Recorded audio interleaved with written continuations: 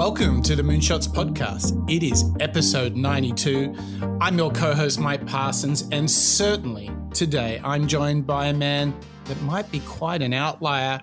Yes, it's once again Mark Pearson-Freeland. Good morning, Mark. Good morning, Mike. What a sunny spring Sydney morning. Not to rub it in all of our listeners' ears, but I've got to say, today it's got to be one of the most beautiful days in my recent memory. It's pretty beautiful, and sunshine in springtime is by no means an outlier in Sydney, is it? No, you're very good. It's not. It's an absolute dependable source that you can just wake up and rely on. I mean, I must admit, you've dropped it a couple of times now, Mike. I reckon we should reveal the focus of today's episode, don't you? I do indeed. Let them have it, Marky Mark. So today, episode 92, we are continuing our Malcolm Gladwell series with Malcolm's third book, Outliers, The Story of Success. This is another #1 national bestseller that Malcolm released. And I've got to say, it's an absolute page turner. There are so many interesting insights and moments of revealing bits of data. I found it fascinating, actually. Mike, how did you find it? Yeah, I think this is one of those books. I mean, this book probably marks Malcolm Gladwell more than any other. This one really catapulted into popular culture, and it really promoted this idea of the 10,000 hours, which we're going to get into, and we're going to get into a ton more as well, because we're not only going to hear from Malcolm himself, we're even going to bring in one of our favorites, Bill Gates, reflecting on the work of Malcolm Gladwell, and we're going to transcend everywhere between the real concepts that are in Outliers and this key idea of capitalization, which is really interesting, right through to what it takes to master something. So a bit of an action-packed show, Mark. It is. It reminded me a little bit of some of the Adam Grant work, where he was encouraging us to think about those around us in different almost personality traits, I guess. And the book of Outliers is reflecting on, okay, well, what separates these individuals, like Bill Gates, for example, from the norm? What sets these people apart? How are these high achievers different from any of the rest of us? And I'd say we've got a pretty action-packed show that reveals some of those insights and some of those lessons that we can absorb from people like Bill Gates. I mean, the book he references the Beatles as well. There's a lot of good direction in there that I think can inspire all of us and our listeners.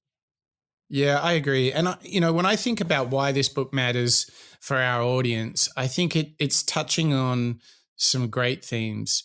I think it's really pushing through this falsehood that it's all about talent and moving much more into opportunity and hard work.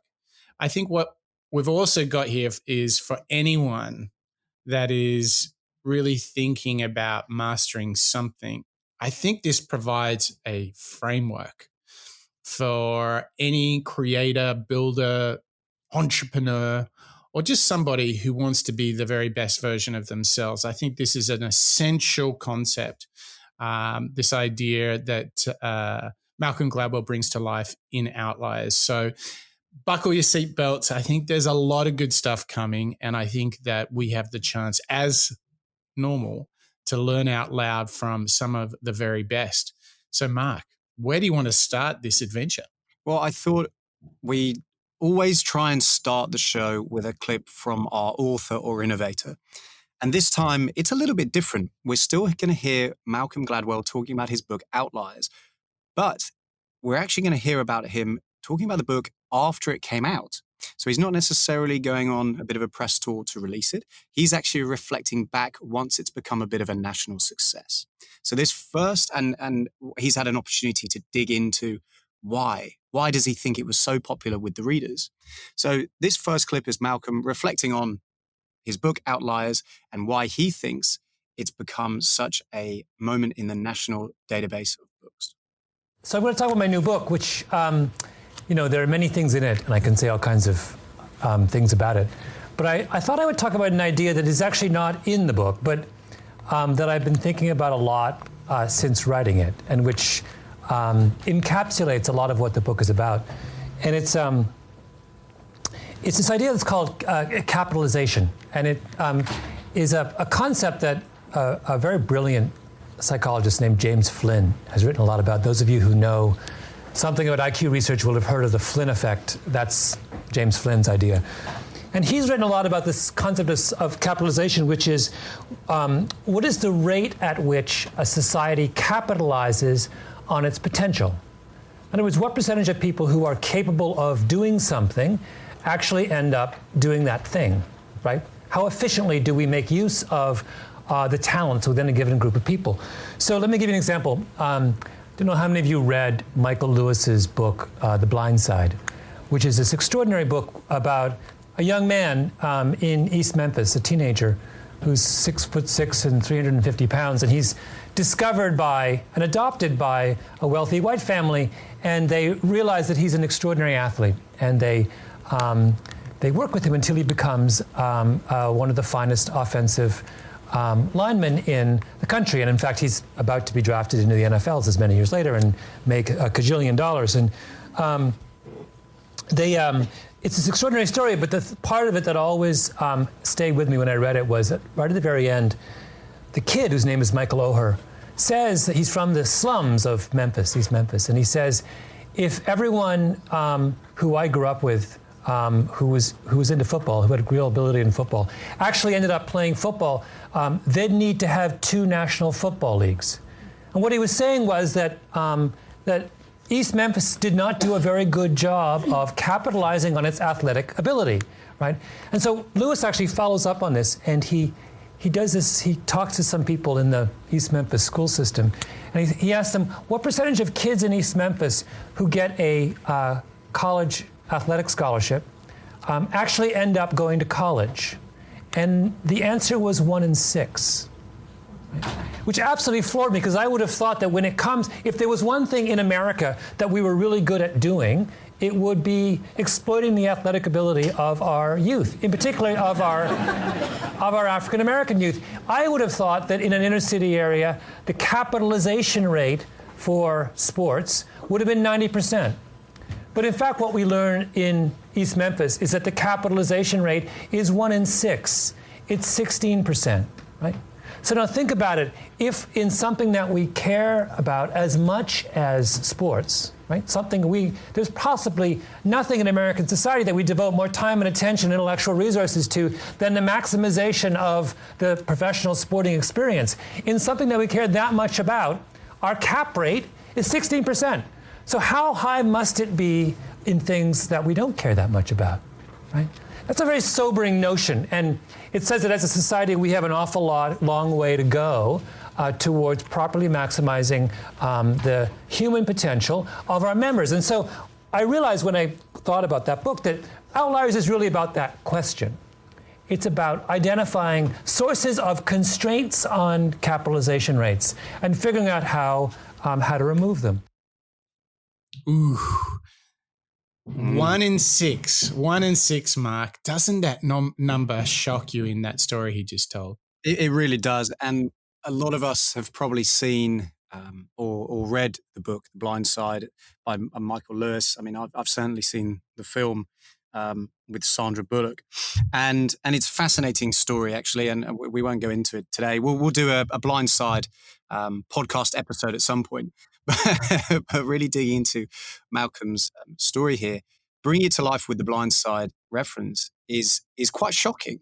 You would assume that with that high level of talent and abilities, that the trajectory of those individuals, of those youth members, going on to be successful in an athletic or sports field would be almost guaranteed, right?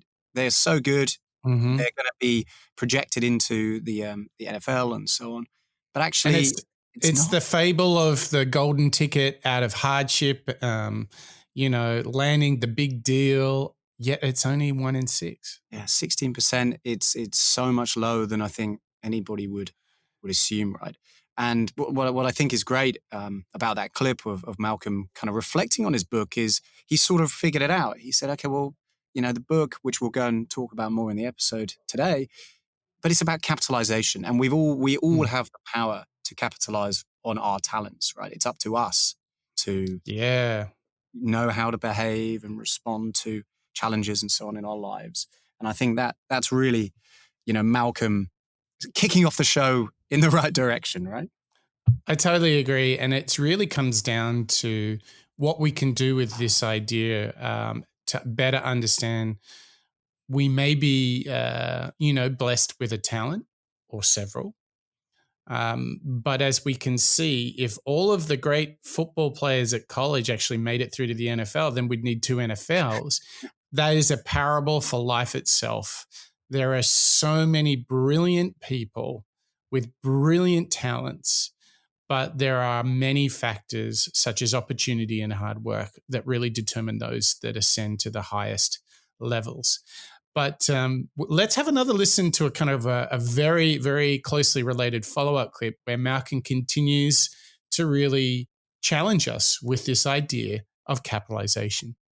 When you think about problems, in other words, from the perspective of capitalization, I think you look for answers in different places than when you have a far more simple or more reductive approach to these kinds of things. Now, why is this discussion of capitalization so important? Because I think when we look at why certain people or groups succeed in the world, our default explanation is always that those differences in success reflect underlying differences in ability. And we forget about how much poverty, stupidity, and attitudes are far more important constraints on capitalization. It's not always about ability, but it's down to poverty, stupidity, and ultimately attitude. What a combination! But I think what I encourage everyone to do as they hear this, as they hear Malcolm Gladwell talking about his book Outliers, is really see this as a challenge unto ourselves. Is that not only do you have to put in the hard work, but you have to put yourself in the right place at the right time to make that opportunity. And that's also something that you have control of. But it's all about this lens of how do you capitalize on your talent? How do you help others capitalize on their talents? And I think this is a great call to action. And to bring this kind of on a whirlwind tour, what we're very fortunate in having is we've got a clip of Bill Gates relating this very idea of hard work and capitalization on his own life. So what a great example to see. And he takes in both the direct and the indirect factors and really puts Malcolm Gladwell's work in a very relatable context. And I think this is the perfect opportunity for us now to start relating this idea in the book Outliers and really to see what it takes, not only in terms of the hard work, but in terms of capitalizing through timing and opportunity. So let's have a listen now to Bill Gates. What do you think of Malcolm Gladwell's theory that the years 1953 to 1955 were the perfect ones in which to be born for the computer revolution?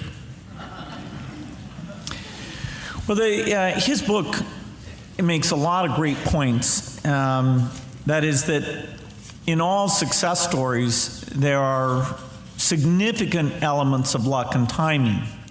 I wasn't the only kid born between 1953 and 55, but absolutely to be young and open-minded at a time when the microprocessor was invented. In my case, I have a friend, Paul Allen, who was more open-minded about hardware-type things, and literally brought me the obscure article that talked about that first microprocessor and said, this is going to improve exponentially. What does that mean? And I said, well, that means we can do anything we want. And then he was, bugging me the rest of the time. Every time there'd be a new microprocessor, he said, can we do something yet? And when we were in high school, that didn't happen. So he came back to Boston, took a job there, and actually the microprocessor that was finally good enough came out in early 1975, and that's That's why I dropped out. So the timing was pretty important. Why didn't older people see it? Well, they weren't as open-minded. They didn't think about software as the key ingredient. Now, a lot of kids started doing software, and if somebody reads the book to say that if you spend 10,000 hours doing something, you'll be super good at it, I don't think that's quite as simple as that. What you do is you do about 50 hours, and 90% drop out because they don't like it or they're not good. You do another 50 hours, and 90% drop out. So there's these constant cycles, and you do have to be lucky enough, but also fanatical enough to keep going. And so the person who makes it to 10,000 hours is not just somebody who's done it for 10,000 hours. There's somebody who's chosen and been chosen in many different times. And so all these magical things came together, including who I know in that time. And I think, that's very important. When you look at somebody who's good and say, could I do it like them? They've gone through so many cycles that it may fool you that, yes, you could with the right luck, imagination, and some talent. Ooh, what a clip from Bill Gates, eh? The cycles of working hard to succeed, of noticing software and noticing opportunity in the air and just going after it. I love the comparison that he gives from the 10,000 hours and equates it into more like 50 hours. I mean, personally, that's more achievable, of course. But I like this cycle of reduction.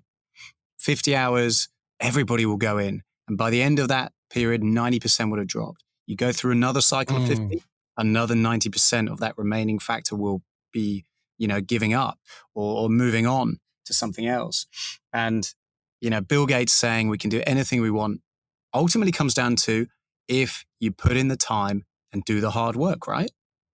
Oh, I mean, there was so much in that clip. First thing is, he was open to the idea, and generationally, others were not.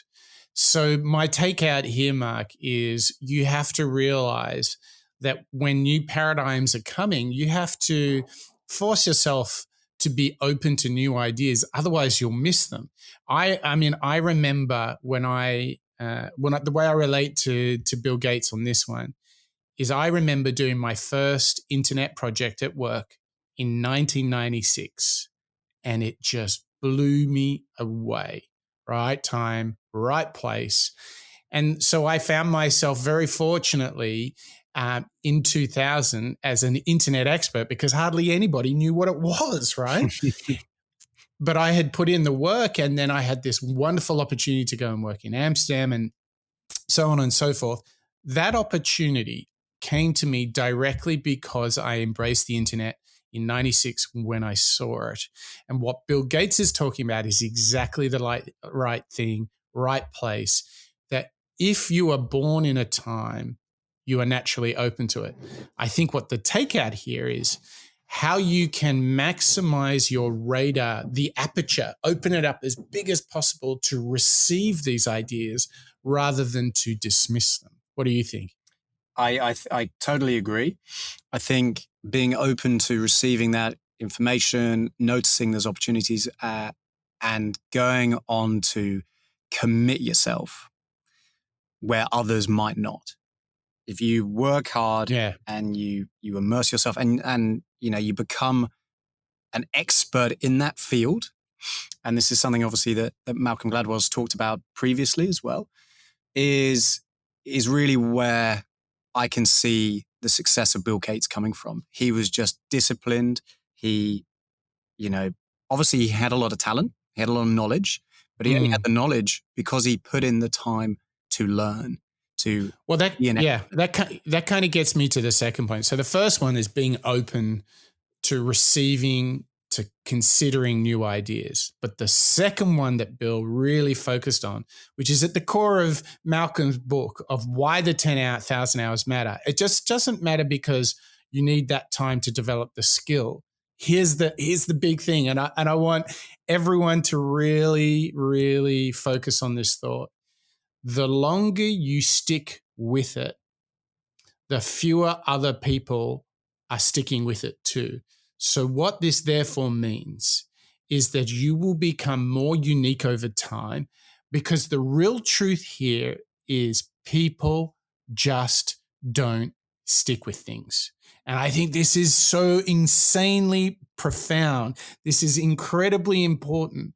What my reflection on what Bill Gates just told us, he's like, I kept sticking to it, and every cycle, more people drop off.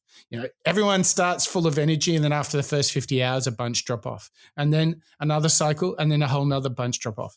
The truth is, most people don't stick to things. Most people are not prepared to put in the work. So if you do, you'll not only improve your skills, but you become rarer. You become more unique over time because people simply don't stick with it. Oh, I mean, it reminds me of Elon Musk in our show. I don't remember which number it is now that we've done 92, but there's been a couple. There's been a couple of Elon Musk shows as well. The latest Elon show that we did, it's Elon talking about his astronaut heroes that he always looked up to, and how they weren't such keen supporters of privatization, and they weren't such keen supporters of,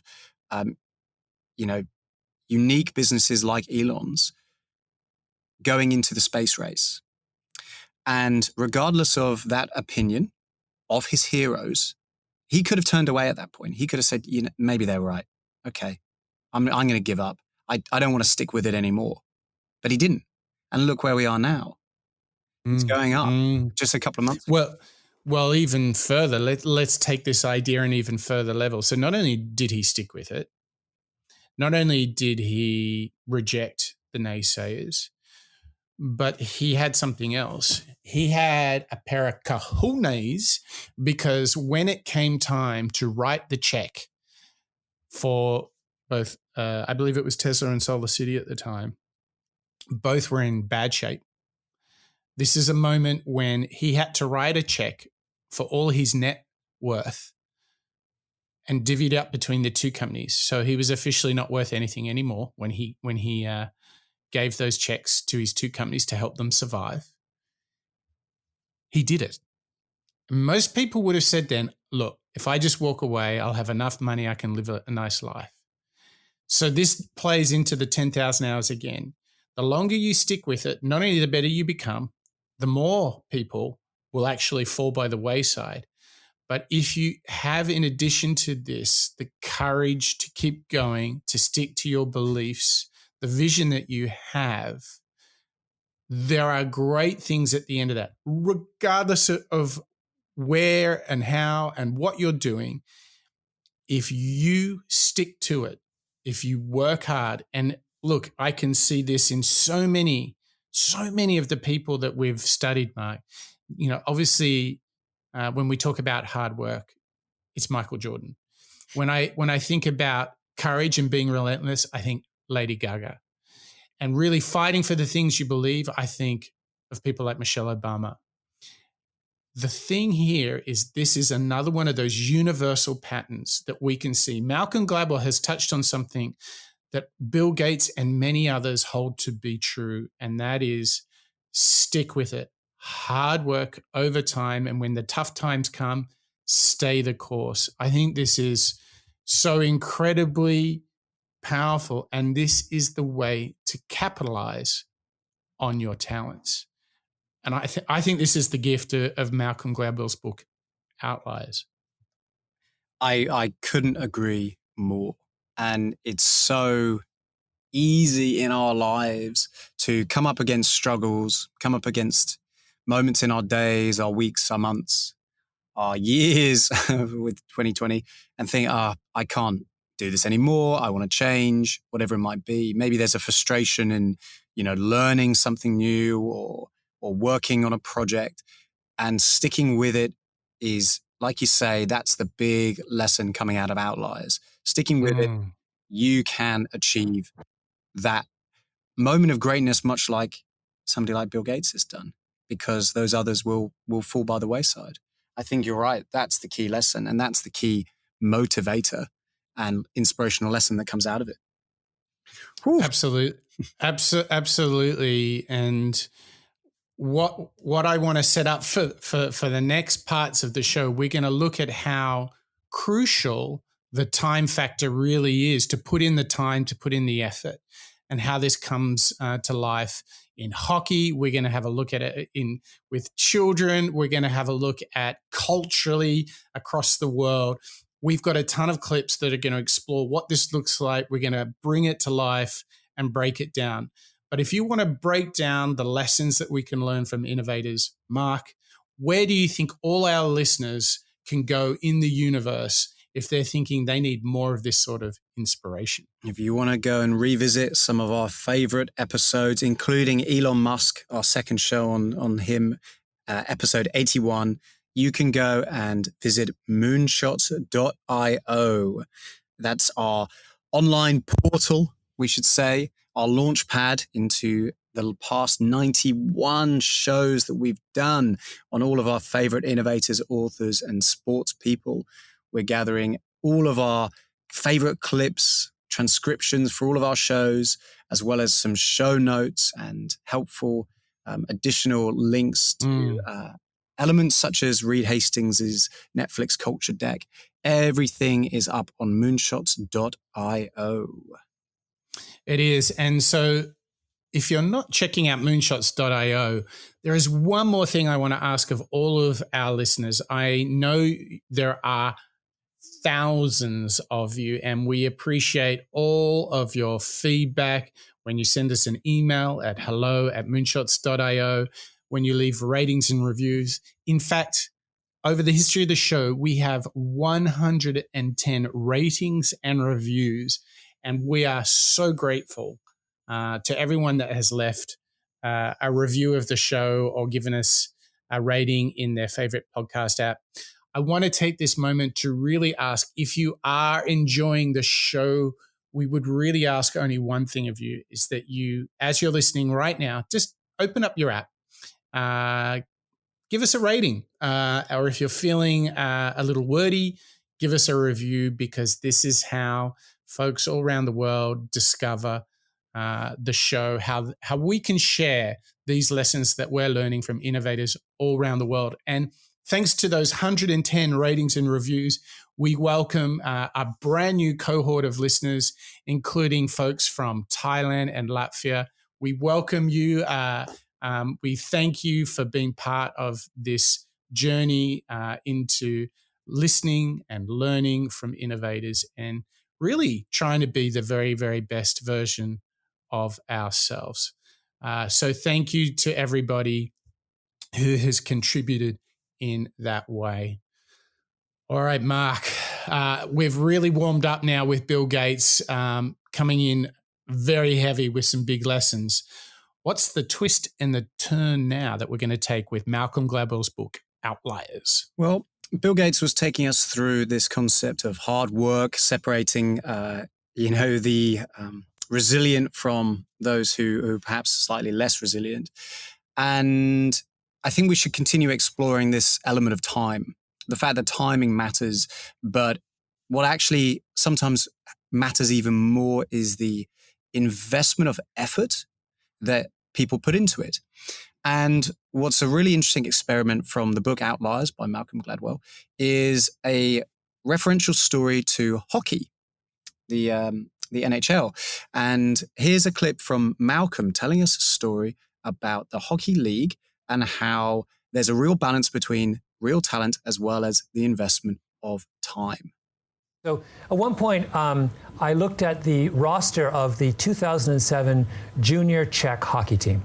Now, I did not pick that team I picked that team at random. I just was interested in that's an elite team. It was the second or third best junior hockey team in the world after, of course, the Canadians. I'm Canadian.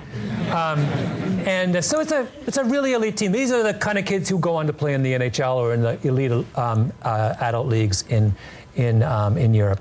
So I'm going to read to you the birth dates of the members of that national Czech team 2007. January 3rd, January 3rd, January 12th, February 8th, February 10th, February 17th, February 20th, February 24th, March 5th, March 10th, March 26th, April 22nd, May 5th, June 6th, July 2nd, July 19th, July 20th, August 15th, August 25th, August 31st, November 29th, and December 31st. Now, what's strange about that list? Right? Did you notice? 11 of the 20 names are born in January, February, and March. It is a massively skewed distribution of birth dates towards the first 3 months of the year. Now, that is not something idiosyncratic to the 2007 Czech junior hockey team. In fact, if you look at any elite hockey team anywhere in the world, and for that matter, any elite soccer team anywhere in the world, you will see the same skewed distribution. You will see that an overwhelming number of the members of those teams are born in January, February, and March. Now, why is that? The answer is that the eligibility cutoffs for age class hockey and soccer throughout the world is January 1st. And in both those sports, we very, very aggressively recruit the best and the brightest kids at a very early age. So we go and we look at a group of 10-year-olds, and we watch them play hockey or soccer, and we pick the best, right? And we select them out, we put them in all-star teams, and we give them special coaching and extra practice time and more games and encourage them, right? Thinking that is the best way to capitalize on the talent pool in that particular sport, right? But think about it. When you're 10 years old, who's going to be the best at a particular activity, physical activity? The oldest kids, right? The kid who was born in January has 10 months of maturity on the kid born in October. And when you're 10 years old, 10 months is an extraordinarily long period of time. It can be 3 or 4 inches in height. It can be the difference between being clumsy and being massively coordinated. So we think we are picking the best, and we're not. We're picking the oldest, right? And then we take the oldest and we give them special coaching and all kinds of extra opportunities and all kinds of extra games. And lo and behold, 10 years later, they really are the best, right? But it's a self-fulfilling prophecy, right? We created the conditions that made them the best and foolishly thought we were actually identifying real talent. Ooh, you know, the interesting thing about that is he just did the work and looked at those birth dates. And when he reads them through, it's kind of shocking, isn't it, Mark? Yeah, it's pretty funny. I mean, I think when I was a kid at school, it's a pretty fair spread throughout the year with my, peers and so on. I think everybody was pretty spread. But I think there was undeniably this knowledge or awareness that those who were born towards the beginning of the school year were, bigger. They were bigger, they were taller. And I think it's funny how, from a naturalistic perspective, you sort of forget about that.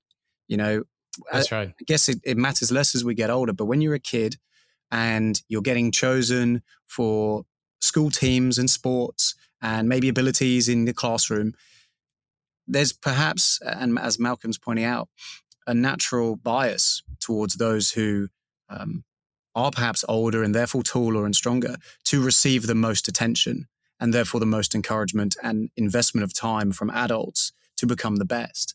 And I think it's quite a contrast, quite a conflicting idea, this from Malcolm, which is, wow, you're right. We're putting all this time and effort into these kids and we are fulfilling our own prophecy. I think the lesson really here is that this data proves out that how crucial time is, and it's when you're only 10 years of age, months do matter. They make up a big proportion of your total lifetime and experience. So it's almost like this is the quantitative data that supports the idea that time truly does matter. And it was so interesting that we saw it in not only hockey, but also in soccer.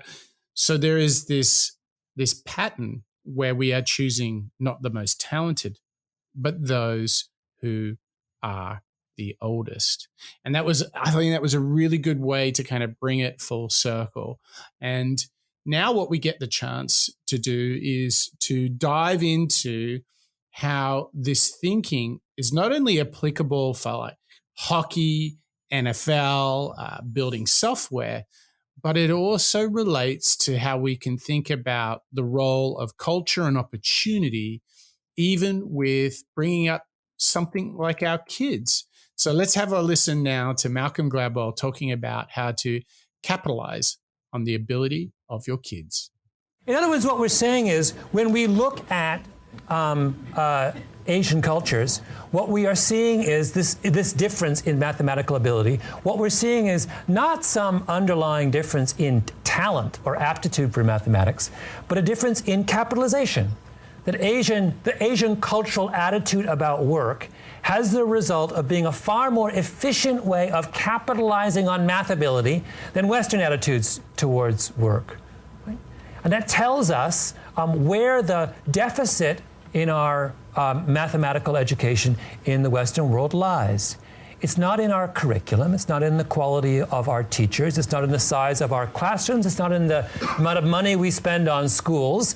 It is the attitude in the head of the child as he or she sits down in 11th grade and does algebra or calculus, right? And by the way, nor is it a problem in our genes, as some people would like to say. There's a whole bizarre argument that Westerners have an inferior set of genes when it comes to mathematics than Easterners. You know, a totally ludicrous and unnecessary step in this argument. No, it's about culture. It's about a difference in attitude and about their ability to far more efficiently capitalize on the abilities of their kids. Malcolm's bringing us back to this insight that he revealed at the beginning of our show today, the capitalization on that opportunity. And I think it's really coming through in that clip here, which is reminding us, okay, well, don't blame nature. You know, this idea of nature versus nurture. And so Exactly. don't think, well, I'm not good at it, or, you know, my kids aren't going to be good at it because I wasn't good at it. My parents weren't good at it, therefore I'm not going to be. And instead, okay, well, it's all about your mental approach. It's your attitude. Anybody can do what they set out to do if you've got that focus, that laser sharp focus. And what Bill Gates was calling out, the ability to, survive this drop-off effect, these cycles. If you've got the attitude and I want to say resilience to go through and maintain that course, your kids or you, if you're a student or in the classroom, can achieve that because you're going to capitalize on your abilities. Yeah, and I want to come back to what we can do for ourselves here. Again, Malcolm is providing us with a data point that no, these guys just work harder. These students put in the effort. And I think this is a moment where we can remind ourselves that we're presented with a world of all these overnight successes. Everything in our technology-driven world is within a click, within an instant. It's real time. I mean, it's so great to think you don't even have to get off your couch and food can arrive cooked and warm at your front door, right? You didn't have to go plow the fields. You didn't have to slave away in the kitchen. It just happened. So in a world of instant gratification, I think the importance of this cannot be understated, that whatever your dreams are, remember that realizing them is not instant. It is not a overnight sensation. It is a lifetime of hard work, of perspiration. And when you really are in the valley of darkness, you can't give up. I think this is such a stark contrast to all these services. We have movies in a click, food in a click, but actually realizing our dreams, no matter what the technology, nothing has changed. Hard work. I just love it, Mark. What are you taking out as you reflect on this idea in your world, in your context, and all the instant things around you? What's coming back for you, Mark? When I was a kid, I think I grew up on movies, books, stories that drove this idea that everybody can be, I suppose, the next Bill Gates. There you go. We could all be Bill Gates. And it's a wonderful lesson to have. everything is achievable. But I think what you don't necessarily get shown when you're younger is the groundwork that goes into it. And building on what you're saying, Mike, with the instant gratification of Uber Eats or Deliveroo and deliveries to our door, is actually, I can go on YouTube and find tens of thousands, maybe hundreds of thousands of videos promising me, $20,000 in a day or a month. I can get it from my couch. And you assume, oh, well, great, it's money for nothing. And it's easy, and I can be an overnight success, and therefore be able to get my food delivered to my couch. And you don't really get shown the amount of work that went into it. And what Outliers is reminding us of here. And that clip from Malcolm is really, really valuable because it reminds us that hard work is the foundation of success. And even remember Joe Rogan, he was saying the same thing. Yep. He was got to earn it. You got to earn it. And this for me is, I think, the big reveal that happens as you work hard at something. You find your success in the way that you interpret it. You find success in knowing that you've worked really, really hard and you've achieved something that maybe you thought wasn't possible maybe a week ago, maybe a day ago. But the fact that you've come through it, you've achieved it. And I think it's all about re-noticing and evaluating and acknowledging the fact that you can't have this overnight success straight away. You can't have it overnight. You've got to put in the hours, and you've got to, whether it's 10,000 or whether it's 50 with the site, you've got to put in that time. And for me, Gladwell's book and all of his work, in fact, reminds you of this concept. It does. It is very powerful. And in this next clip, we're going to discover the way in which culture and learning can set the scene. It can set up the environment and the conditions to drive this positive behavior. So let's have a listen once again to Malcolm Gladwell, this time taking a twist into culture and values. A really, really interesting question is, okay, if Asian cultures have profoundly different attitudes towards effort when it comes to mathematics, why? Right? Where does that come from?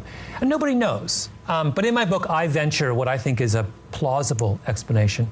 And that is that I think it has to do with patterns of effort laid down in historical agricultural practices. That when you look, what is the thing that Hong Kong, South China, South Korea, and Japan all have in common? And that is they are historically rice-growing cultures, right? And what is distinctive about rice growing? It is the most labor-intensive and cognitively complex form of agriculture known to man. We know, so my father's European ancestors in the Middle Ages in northern England probably worked 1,000 hours a year as peasant farmers. So what that meant was they worked from dawn to noon, 5 days a week. On the weekends, they drank themselves silly. And during the winter, they slept, basically. And they got lots and lots, I don't know if you know this, but a peasant in medieval England got lots and lots and lots of holidays. That peasant's counterpart in South China or Japan in the same period would not have worked 1,000 hours a year. They would have worked 3,000 hours a year. For the simple reason that rice farming is just a whole, it is not a difference, not just a difference in degree from wheat farming, it is a difference in kind. It's a whole different way of working. It demands that you wake up at dawn and work all the way until dusk. It demands that you work on the weekend. In fact, there's a wonderful Chinese proverb that I quote in the book, which is, a man who works dawn to dusk 360 days a year will not go hungry, right? Which encapsulates the difference between Eastern and Western agricultural practices. No, my peasant ancestors in northern England, it would be inconceivable that they could call that a proverb. They would have said, the man who works 175 days a year, dawn to 11, may or may not be hungry, right? Well, my argument is if your culture does that, if that's what you do for 1,000 years, that attitude is a deeply rooted part of your makeup. And when your kids, even if they didn't themselves work in a rice paddy, when they sit down and face a calculus or an algebra problem, that legacy, that attitude towards effort and persistence translates beautifully to that most modern of tasks, right? And means that your culture will do a far better job of capitalizing on its innate ability. Oh, I think that's such a powerful clip, and it's such an interesting moment in history that Malcolm references, and actually it's fascinating to hear. But if I step away from the history aspect for a second, it's a stark example of attitude adjustment, isn't it, Mike? How it is when you compare the two different cultures of Europe and Asia and history and so on, it's funny how there's innately you can see this sort of soft versus hard approach, of mindset, of behavior. And it'll be interesting to see how that reflects into our work and day-to-day lives right now, I think. I mean, it really challenges you if you just take this fascinating insight from Gladwell and say, okay, well, if I want in my team at work or in my sports team or any group or community in which you're a key player, a leader, a contributor, and you want to create the right culture, the right set of behaviors, whether you put in the work, taking the ownership, just as an example, to me, it reminds me of don't ask your colleagues to do work that you wouldn't be prepared to do. To take it even further, if you want your team to show a high level of ownership, to put in the work, the question is, are you? Are you putting in the work? Because it's very unfair to ask of them things you would not ask of yourself. Take it even further.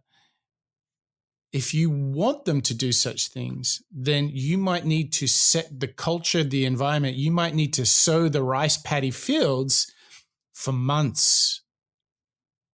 You need to set the example. That's what we're seeing with this rice paddy story is we can bring this straight into our work and ask ourselves, are we putting in the work if we want others to as well? Because that's how people learn, right? Classic thing that you see in parenting, to come back to one of the previous clips, is, this is something that's commonly discussed in Western culture. If a kid is misbehaving, if a kid is demonstrating poor behaviors, well, do you know where that comes from? And what would the answer be, Mark? Oh, I think it would be parents, right? Exactly. So they're adopting the cultures and the behaviors they see at home and bringing it maybe to school. So for me, the power in this thinking is that if we celebrate and cherish and continually repeat the behaviors that we think are important to success in whatever field, then that sets an example and it becomes kind of contagious. And we can see that what happens in the rice paddy in Asia happens in the classroom when they're doing math. It's appropriated, it's bridged. I think this is so good. I think this is the big challenge of asking all of us, are we putting in the work? Are we putting in, as Malcolm Gladwell will say, the 10,000 hours? Whew. It's big. It's big. And again, it's a good example of what Gladwell's like as an innovator and a thinker. He's bringing us home with this history and proving his point. I love your reference there, Mike, with the upbringing clip, because you're quite right. Not only are we able to influence those around us in our day-to-day work, in our careers, and by setting examples with our peers, are we making sure that everybody knows that if I'm working hard or if I'm asking somebody to work hard, I can show them that I'm working hard too. And, I'm reminded actually of William H. McRaven. Do you remember that fantastic clip where they're buried up to their chins in the mud, and they're all out in the cold, shivering, and it all seems very bleak, and they have to stay there for 24 hours. But actually what ends up happening in William H. McRaven's story is that they all start singing. And that shared camaraderie, that shared moment that they've all had to experience is a lot easier because they're doing it together. Of course. And I think my brain's taking me back to William H. McRaven here because it's about that shared moment, that example that somebody else is setting, and how much it can help project other people with us. So if I see one of my peers out in the rice paddy, I'm going to think, okay, well, I better go and join him. I don't want him there by himself. Right. I want him. Just like at work. Exactly. If you lead with the hard work, if you put in the effort, if you demonstrate the behaviors you want to see, it will become contagious. People will adopt it. And the truth really is that if we all come together and put in the effort, we can pick each other up when we're struggling. We can really come together over time, continuously, day after day, week after week, month after month, and wait for it, year after year, because as Gladwell said, it takes about 10, and great things can happen. And truly, if you want to really, if you're not convinced yet about putting in the effort, let's go really to one of the greatest of the greats, easily one of my favorite musicians, one of the most remarkable people to step foot on this planet was none other than Wolfgang Mozart. And Gladwell is able to bring it all back to Mozart. So often when we look at great and extraordinary successes, we have some kind of sense that they came fully flowered. They arrived on the scene and their greatness was already apparent, right? And all we had to do was to find some forum for that greatness to be expressed. We have a notion that so much of what makes someone good is something natural, something inherent in that person or that organization. But when you look at Fleetwood Mac, you realize that that was the furthest thing from the case. This was a band that was anything but good for the longest time, that took 10 years to kind of find that particular sound that set them apart from everybody else. This is something actually I spent a lot of time on in Outliers, this notion of how long it takes to be good. Because a lot of psychologists have actually attacked this question and have discovered something they call the 10,000 hours rule, which says that when we look at a wide variety of cognitively complex activities, we find a very consistent pattern. And that is, it seems to be impossible to achieve any kind of true expertise unless you have practiced for 10,000 hours. And 10,000 hours, if you think about it, think of that as 4 hours a day, is 10 years. The 10-year rule shows up in almost everything. When we look at, for example, chess grandmasters, there's only ever been one chess grandmaster in history who has achieved that level without having played chess for 10 years, and that was Bobby Fischer, who became a grandmaster after 9 years. You can take lovely studies of classical music composers. You take the whole, and you see what is the first piece of music they wrote that was truly great. That was one of their kind of signature pieces. And it has never been the case that a truly world-class piece of classical music has been composed before the composer was composing for 10 years. Now, people always say, well, what about Mozart? Well, was Mozart composing in his at 10 and 11 years old? Absolutely. Have you ever listened to the things he was composing at 10 and 11? They're terrible. He wasn't any good until he was 23 and writes Concerto No. 9, 271. I mean, what a way to close, because it's such a relief to hear this example. Whether it's Fleetwood Mac, whether it's Bobby Fischer, chess grandmaster, or whether it's Mozart, it takes time. It takes dedication. It takes trial and error. And you're going to lose a few chess games. You're going to release a few songs that are no good. Poor old Mozart. Malcolm Gladwell leaving a pretty scathing review on Mozart's work it when he was 11 years old. Regardless, it's such a relief, as well as an inspiring thing to notice and be aware of, that it does take time. And I'm sure if we bring it back to Bill Gates, the work that he was doing with Paul Allen right at the beginning, when he was investigating software, microchips, it wasn't that they had the idea fully formed yet. They probably went through a few failures, a few errors. And once you've put in that time, you've learned your craft, and let's say it's 10 years, to use Gladwell's example, that's when you're going to start seeing that result. And I feel like that's such an encouraging lesson, isn't it, Mike?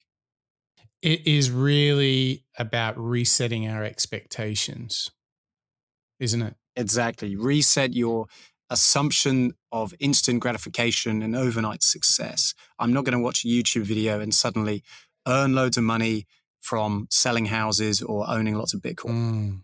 It is all about just do it a little bit better every single day for days, weeks, months, years. And as soon as you have come to realize it will not be an overnight success, I mean, just it resets everything and enjoy the journey. Now, this is in vast conflict with this sort of instant gratification that surrounds us. I think we are all, whether we're young or old, have this incredible short-term expectation for so many things. And I think the importance of what we're doing together today is using this book from Malcolm Gladwell. And we're saying, look, what he does in his work in Outliers is build us a path. You know, it's not 10,000 or more. Maybe it's 9,999. The point here is put in the hard work and really do it for the long term, consistently over time. Be courageous in the valley of darkness and ensure that you don't fall victim to, it's all too hard, or don't fall victim to the world is against me. I think what he is reminding us of is to set a long-term expectation, and then the challenge is to stay the course. And hopefully in doing this, you can start to enjoy not only the destination, but the journey too. I think, Mark, we have gone and decoded something that is just so timely. In a world full of uncertainty, the one thing for certain can be is that we put in the effort. I think this might be the most perfect timing for us to have done this episode, actually, Mike, because all of us are experiencing unknown things, pressures with work as well as home, as well as pandemics, you know, working remotely and so on. It's all of us are going through this shared experience, but also at the same time, it's very personal. Everybody's going on their own unique journeys, and going back and resetting expectations and remembering that it's a long-term thing and nothing happens overnight. It's not going to change overnight. But actually, instead of only having a short-term memory of the bad experiences, instead readjust that mindset and just enjoy the journey. Stop to sniff the flowers, as people used to say. For me, this is a big lesson. This is something that's going to help me remember when I'm going about my business that it can still be positive, and readjust that expectation. I think that's a big lesson. As we learned in the Joe Rogan episode, embrace the discomfort, you know, earn it. And it is so wonderful just to see Gladwell intersecting with Bill Gates, Joe Rogan, Michael Jordan. It really does help us frame how to think about where we are now and where we're going. So, Mark, it sounds like you might have changed your expectations. I have. I've been inspired by all of our previous innovators, but it's coming all to a point with Gladwell. He's nailed it for me. He has. Well, listen, that brings us to the end of the show, Mark. I want to thank you for being part of this journey with me, learning out loud. It has been such a treat to get into our third installment of Malcolm Gladwell. I do believe we might serve up one more installment, don't you, Mark? We have one more in our series on Malcolm Gladwell, our month of Malcolm, and we're going to be covering David and Goliath next week. And I can't wait to get into that. That's going to What a theme, David and Goliath. I love it. I love this whole idea of the contender, of the challenger. And I hope you, all our listeners, who I want to thank for joining us on the show, are feeling like real contenders, real challengers. And most of all, I hope all of you are looking at how you can put in the work, how you can stay the course over time, how you can really dedicate yourself to the vision of what you want to become. And I hope that you're all when you face that hardship, I hope that all of you are finding that inner courage to push through and to build something that is truly great, whether it's a product, a business, a service, a team, a community, you name it. Stick to the plan, put in the 10,000 hours, and without a doubt, if you're listening to Malcolm Gladwell, you'll be more than just an outlier. You'll be the very best version of yourself. So that's it for the Moonshots podcast. I hope you've enjoyed this third installment of the Malcolm Gladwell series. We've got one more to come, and we hope to see you next time. That's a wrap.